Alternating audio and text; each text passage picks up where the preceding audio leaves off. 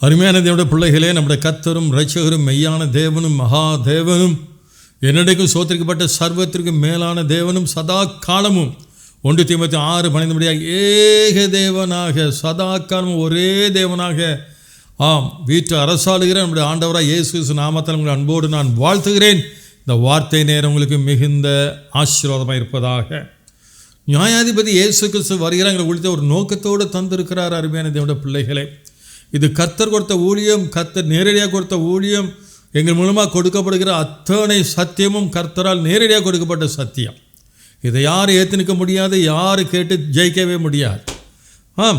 ஆண்டோடைய வருகை மிக சீக்கிரமாக இருக்கிறது. அருமையான தேவனுடைய பிள்ளைகளே, அவருடைய ரகசிய வருகை மிக சீக்கிரம் உங்களை ஆயத்தப்படுத்த முடியாத மறுபடியும் இயேசு நாமத்தில் கெஞ்சி ஜெபிக்கிறேன். புத்தி இல்லாத கண்ணிகளாக கைவிடப்பட்டு வேதனையை சந்தித்துவிட அப்படி காத்துக்கொள்ளுங்கள். பாருங்கள், மல்கியா 4:1 பாருங்கள். ஏசப்பாவுடைய ரகசிய வருகை, அதுக்கு முன்பாக நடக்கப்பார் 7 வருஷ உபத்திரத்தை குறித்து சொல்லப்பட்ட ஏராளமான வசனங்கள் ஒரு வசனம், இதோ சூளை போல எரிகிற நாள் வரும். அதான் ஏசப்பாவுடைய ரகசிய வருகை பின்பு கைவிடப்பட்ட மக்கள் அனுபவிக்க போகிற நாட்கள் தான் அந்த சூளை போல எரிகிற நாள் வரும் என்று சொல்லப்பட்டிருக்கிறது. அப்பொழுது அகங்காரிகள் யாவரும், அக்கிரமம் செய்கிற யாவரும் துரும்பாயிருப்பார்கள். வரப்போகிற அந்த நாள் அவர்களை சுட்டெரிக்கும். அது அவர்களுக்கு வேரையும் கொப்பையும் வைக்காமல் போகும் என்று செயல் கர்த்தர் சொல்கிறார். கைவிடப்பட்ட மக்களுக்கு அந்த நாள் சூளை போல எரிகிற நாளாக இருக்கும். தாங்க முடியாது, 7 வருஷம் நிற்க முடியாது. கணவன் மனைவி பிள்ளைகளாக கைவிடப்பட்ட கொடுமை, அதே மாதிரி வேதனை ஒன்றுமே இருக்க முடியாது. அன்பாக கேட்கிறேன், எங்கள் மூலமாக கொடுக்க செய்தி கேட்டு அவர் மணவாளனாக வருகிறார். மணவாட்டியாக முத்தரிக்கப்பட்ட ஏசப்பா நாமத்தாலே ஞானஸ்தான அபிஷேகத்தை பெற்று வரிக்கு ஆயத்தம் ஆகுங்கள் என்று மறுபடியும் மன்றாடி கேட்கிறேன். இந்த வார்த்தை அசட்டை பண்ணி புத்தியில்லாத கனிகளாக கைவிடப்பட்டு இந்த வேதனையை சந்தித்து விடாதபடிக்கு உங்களை காத்துக்கொள்ளும்படி அன்பாக கேட்கிறேன். கர்த்தர் எங்களை செம்மையான பாதையிலே நடத்துவாராக. எந்த உதவி வேணாலும் எங்களிடத்தில் கேளுங்கள், உங்களோடு பேச நாங்கள் ஆயத்தமாக இருக்கிறோம். இன்றைக்கு ஆண்டவர் உங்களோடு கூட பேச சித்தம் கூட வார்த்தை உன்னத பாட்டு 8:10. நான் மதில்தான், என் ஸ்தனங்கள் கோபுரங்கள், அவருடைய கண்களிலே கடாட்சியம் பெறலானேன். அவருடைய கண்களிலே கடாட்சியம் பெறலானேன். ஆமென். கர்த்தர் இந்த வார்த்தையை நமக்கு அப்பமாக பிட்டு கொடுத்து ஆசீர்வதிப்பாராக. ஆமென். ஆண்டவருடைய கண்களில், அதாவது மணவாளனாகிய இயேசுவின் கண்களிலே கடாட்சியம் பெறலானேன் என்று அந்த மணவாட்டி சொல்வதை பார்க்கிறோம். அருமையான தேவனுடைய பிள்ளைகளே, இங்கே லூக்கா 1 பார்க்கிறோம். என்னாலும் கிறிஸ்மஸ் நேரத்தில் கொடுக்குற ஒரு செய்தியாக சொன்னால் அப்படி அல்ல. ஆண்டோட வார்த்தை சதா காலத்துக்குரிய ஒரு வார்த்தை என்பதை மறந்து விடாதிருப்பீர்களாக. சக்கரியா எலிசபெத் உண்மையாய் கர்த்தருக்கு ஊழியம் செய்தவர்கள், ஆசாரியராக இருந்தவர்கள், கர்த்தருடைய கற்பனைபடியே ஒவ்வொரு நாள் நடந்தவர்கள், குற்றமற்றவர்களாய் நடந்து தேவனுக்கு முன்பாக நீதி உள்ளவர்களாய் இருந்தால் சொல்லி வேதம் சொல்லுகிறது. இப்படிப்பட்டவர்களுக்கு வயதாகியும் குழந்தை இல்லை, நமக்கு தெரியும். இப்படிப்பட்ட ஒரு சூழ்நிலையில் தான் ஒரு நாள் தேவனால் கர்த்தராகிய இயேசு கிறிஸ்துவினாலே அனுப்பப்பட்ட ஒரு தூதன் அந்த சகரியாவுக்கு முன்பாக தோன்றி, பாருங்கள் லூக்கா 1:13, சகரியாவே பயப்படாதே, உன் வேண்டுதல் கேட்கப்பட்டது, உன் மனைவியாகிய எலிசபெத் ஒரு குமாரனை பெறுவாள், அவனுக்கு யோவான் என்று பெயரிடுவாயாக, அவன் எப்படியெல்லாம் இருப்பான் என்று கர்த்தருடைய தூதன் அங்கு சகரியாவுக்கு சொல்வதை பார்க்கிறோம். வயதான காலத்தில் பாருங்கள், பிள்ளை பெற்றுக்கொள்ள சாத்தியமே இல்லாத காலத்தில் அவள் கொடுக்கப்பட்ட ஒரு அருமையான வார்த்தை, அப்படியே எலிசபெத் கர்ப்பவதியானாள். அருமையான தேவனுடைய பிள்ளைகளே, அவள் அந்த 1:24 சொல்லுகிறார். பாருங்கள், ஜனங்களுக்குள்ளே எனக்கு இருந்த நிந்தையை நீக்கும்படியாக கர்த்தர் இந்த நாட்களில் என் மேல் கடாட்சம் வைத்தார். இத்தனை ஆண்டு காலமாக அவ்வளவு உண்மையாக உள்ள செய்த பிள்ளைகள், கர்த்தருக்கு முன்பாக நீதி உள்ளவர்களாக இருந்தவர்கள், குழந்தை இல்லாத ஒரே காரணத்தினாலே எவ்வளோ அவமானத்தை நிந்தை சுமந்திருப்பார்கள். இவர்கள் ஊழியம் செய்த என்ன பிரயோஜனம்? ஏதோ பயங்கரமான பாவம் செய்திருப்பார்கள். ஆகலாத்தான் இவர்களுக்கு இந்த குழந்தை இல்லை என்று எனக்கு நமக்கு நல்லாக தெரியும். எப்படியெல்லாம் பரியாசம் பண்ணுவார்கள் என்று நமக்கு நன்றாக தெரியும். பாருங்க, அவர் சொல்ற பாருங்க, ஜனங்களுக்குள்ளே எனக்கு இருந்த நிந்தை. அப்போ ஜனங்கள் அவ்வளோ ஊழியத்தின் மத்தியில் அந்த ஊழியத்துக்கு வருகிற அந்த மக்களே அவங்க காது கேட்க இன்றைக்கு அநேகர் சொல்கிறபடியாக பேசுகிறபடியாக உண்மையாகவே நிந்தையான வார்த்தைகள் சொல்லியிருப்பாங்க. இந்த எலிசபெத் என்ன குற்றம் செய்தாலே தெரியாது, இந்த சகரியா என்ன பாவம் பண்ணினாலும் தெரியாது, அதனால தான் குழந்தைகள்னு சொல்லி பெரிய நியாயாதிபதிகள் போல பேசியிருப்பாங்க அநேகர் இன்றைக்கு பேசுவது போல. அதான் சொல்ல, ஜனங்களுக்குள்ளே எனக்கு இருந்த நிந்தையை நீக்கும்படியாக கர்த்தர் என் மேல் கடாட்சம் வைத்தார், அவர் கண்களிலே கடாட்சம் பெறலானேன்.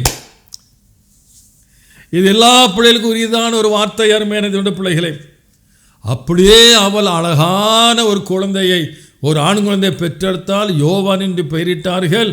அவன் எப்படி இருந்தான் என்று சொல்லி நமக்கு தெரியும். ஏசப்பாவுக்கு அவருடைய வரைக்கு ஆயத்தம் பண்ணும்படியாக, வழியை ஆயத்தம் பண்ணும்படியாக தெரிந்து கொள்ளப்பட்டவன்,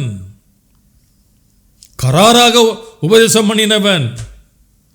செழிப்பு உபதேசத்தை அவனத்தில் பார்க்க முடியாது. விரியன் பாம்பு குட்டியிலே சொல்லி அழைத்தவன். இன்னைக்கு யாராக ஒரு ஊழியக்காரை பற்றி சொன்னால் நீ யாருடா அவர்களை குற்றப்படுத்த சொல்கிறாங்க. இன்றைக்கு பாருங்கள், வேதத்தை வாஸ்து பார்த்தால் ஏசப்பாவே மாதிரி. வேத பாருங்கள், நியாயஸ்தாரிகள் பாருங்கள் மற்றும் அநேகரை பார்த்து சொல்கிறார், உங்களுக்கு ஐயோ விரியன் பாம்பு குட்டிகளே, வெள்ளையடிக்கப்பட்ட கல்லறைகளே. ஏன் உங்களுக்கு தெரியல? பெரிய ஒரு நியாயாதிபதி மாதிரி, ஒரு நீதிபதி மாதிரி, நீதிமான் போல நீங்கள் உடனே அவரை சொல்லுங்க, நீ யாரு? அந்த ஊழியக்காரர் சொல்லுங்க, நீ யாரு? இந்த உலகமே கள்ள கிறிஸ்துனால அவன் கூட்டாளி நிரம்பி இருக்கிறது. கொஞ்சம் கவனமாக இருங்க, அமைதியாக இருந்துட்டு போயிருங்க, அமைதியாக இருந்துருங்க. மனுஷன் முகத்தை பார்ப்பான், ஆண்டவர் இதயத்தை பார்க்கிற தேவனாக இருக்கிறார்.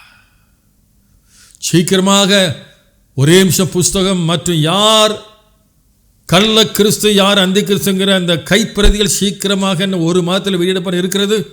கண்டிப்பாக நீங்கள் அதை வாசித்து உங்கள் கண்கள் திறக்கப்பட வேண்டும். அதுக்காக ஜெபித்துக் கொள்ளுங்கள். பாருங்கள், அப்படியானால் கர்த்தருடைய கண்களிலே இந்த எலிசபெத் சகரியாவுக்கு கடாட்சம் கிடைக்க என்ன காரணம்? இதுதான் முக்கியம். வயதான மட்டும் ஜெபத்திலே உறுதியாக இருந்திருக்கிறார்கள். ஆண்டு சொன்ன வார்த்தை, ஜெபத்திலே உறுதியாக இருங்கள், தரித்திருங்கள். வயதான மட்டும் இடைவிடாமல் ஜெபம் பண்ணி கொண்டே இருந்திருக்கிறாங்க. வயதான மட்டும் சோர்ந்து போகாமல் ஜெபம் பண்ணி கொண்டு இருக்காங்க. விடாமுயற்சியோடு ஏசப்பா எங்களுக்கு ஒரு குழந்தை தாரும் ஜெபம் பண்ணி கொண்டே இருந்திருக்கிறாங்க. லூக்கா 18ஆம் அதிகாரத்திலே அந்த ஏழை விதவை அநீதியுள்ள நியாயாதிபதி அலட்டி கொண்டிருந்தது போல வயதான காலம் மட்டுமாக உண்மையுத்தமாக எந்த அவமானத்தை நினைக்காமல், நிந்தை நினைக்காமல் ஏசப்பாவை அலட்டி கொண்டே இருந்திருக்காங்க. விடாமுயற்சியாக ஜெபம் பண்ணி கொண்டு இருந்திருக்காங்க. யாக்கோபை போல நீர் என்னை ஆசீர்வதித்தாலும் உம்மை விடமாட்டேன்னு சொன்னது போல. ஆம், இந்த ஜெப வாழ்க்கை தான் கர்த்தருடைய கண்களில் அவர்களுக்கு கடாட்சம் கிடைக்க கிருபை செய்தது என்பது மறந்து விடாதீர்கள். அருமையான தேவனுடைய பிள்ளைகளே, ஊழியக்காரர்களே, இன்றைக்கு நம்முடைய வாழ்க்கை ஜெப வாழ்க்கையாக இருக்க வேண்டும். சில 2-3 வாரங்கள் முன்பாக ஜெபத்தை கொஞ்சம் சின்ன செய்தி கொடுத்தேன்.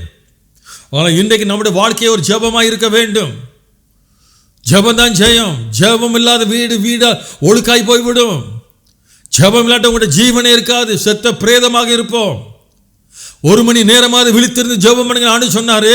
தயவு செய்து அன்பா கேட்கிறேன், உங்க ஜெப வாழ்க்கையை மாற்றுங்க. ஜெபம் ஜெபம் ஜெபமே ஜீவனா. ஜெப வாழ்க்கையை உங்களுடைய ஜீவனாக சட்டமா இருக்கட்டும்.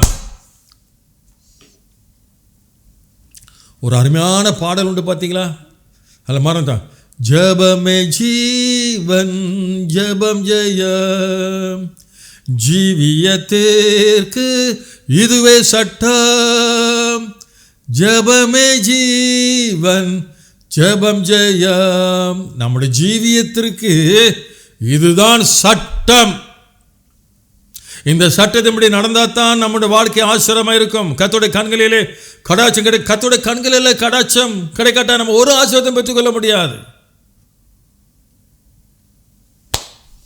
அதில் அருமையானது இது கடைசி நாட்கள்ல ஜெப வாழ்க்கை மாற்றுங்க. ஜெபம் ஜெபம் நினைச்செல்லாம் ஜெபிங்க. போகும்போது ஜெபிங்க, நடக்கும்போது ஜெபம் பண்ணுங்க. 1 மணி நேரம் ஜெபிங்க. காலையில் முடிஞ்சால் அரை மணி நேரம், அடுத்த அரை மணி நேரம் தூங்க போகிறதுக்கு முன்னால் ஜெபம் பண்ணுங்க. சமைக்கும் போது ஜெபம் பண்ணுங்க. இந்த எலிசபெத் சகரியா போல விடாமுயற்சியா ஜெபம் பண்ணிக்கிட்டே இருங்க. கர்த்தருடைய கண்களில் உங்களுக்கு நிச்சயமாக கடாட்சம் உண்டாகும். எல்லா ஆசீர்வாதத்தையும் கர்த்தர் உங்களுக்கு நிறைவாய் தருவார். ஜெபிப்போமா? Lamara Shamaka like and take me a time pastor and take me a class, tell me Lord Jesus Christ. உன் தேவனாகிய கர்த்தர் இயேசு கிறிஸ்து உன்னை ஆசீர்வதிக்கும்படியாகவே சொல்லுகிற வார்த்தையை அசட்டை பண்ணி விடாதபடிக்கு கவனமாக இருப்பாயாக. Lamara Shamaka like and take me a time pastor and take me a lie as then take me karo. என்னை அசட்டை பண்ணுகிறவர், அதாவது என்னுடைய வார்த்தையை அசட்டை பண்ணுகிறவர்களை நானும் அசட்டை பண்ணுவேன் என்பதை மறந்து விடாதிருப்பாயாக. ஷப்பக்கலோ அம like and take me a llama as then take me a tenimia. அதே நேரத்தில் என்னை கனம் பண்ணுகிறவர்களை, அதாவது என்னோட வார்த்தைகளை கனம் பண்ணுகிறவர்களை நானும் கனம் பண்ணுவேன் என்பதை மறந்து விடாதிருப்பீர்களாக. கமார ஷமைகள் டேக் மிஷ டம் பெக்கல் டேக் மிஷ ல ஆஸ்டன் டேக் மிஷ டனி. என் வார்த்தையே உங்கள் வாழ்க்கையின் சட்டமாக இருக்கும்போது உங்களை நான் கட்டுவேன். லபர ஷம ஆஸ்டன் டேக் மிஷ பக்கல் டேக் மிஷ டனி மிக்கரா. உங்களை கட்டுவேன், நாட்டுவேன், நிலைநிறுத்துவேன் என்று கர்த்தர் சொல்லுகிறார். Lamara Shamaka like and take me shut down, pastor and take me kalang, ma aston take me shut down, me karaba. என் வார்த்தையின்படியே நீங்கள் ஜெபிக்கிற பிள்ளைகளாக இருப்பீர்கள் சொன்னால் கர்த்தர் சொல்கிறார், உங்களுக்கு விரோதமாய் ஒருவரும் எழும்புவதில்லை என்று கர்த்தர் சொல்கிறார். ஆமென். ஏசப்பா உம்முடைய பிள்ளைகள் யாவரையும் ஜெபாவில நிரப்புங்க. ஜெபமே ஜெயம் என்பதை அறிந்து கொள்ளட்டும். ஆசீர்வதியும் இயேசுவின் நாமத்தினாலே. ஆமென், ஆமென். கர்த்தர் உங்களை ஆசீர்வதிப்பாராக. ஆமேன், ஆமேன். அருமையான தேவனுடைய பிள்ளைகளே, உங்களுக்கு என்ன சந்தேகம் இருந்தாலும் வேதத்தை குறித்து ஆண்டோட வரிக்கு ஆயத்தமாக குறித்து என்ன காரியத்தை அறிந்து கொள்ள வேண்டுமானாலும் தயவு செய்து எங்களுக்கு தொடர்பு கொள்ளுங்கள். உங்களோடு பேச நாங்கள் ஆயத்தமாக இருக்கிறோம். ஆமேன்.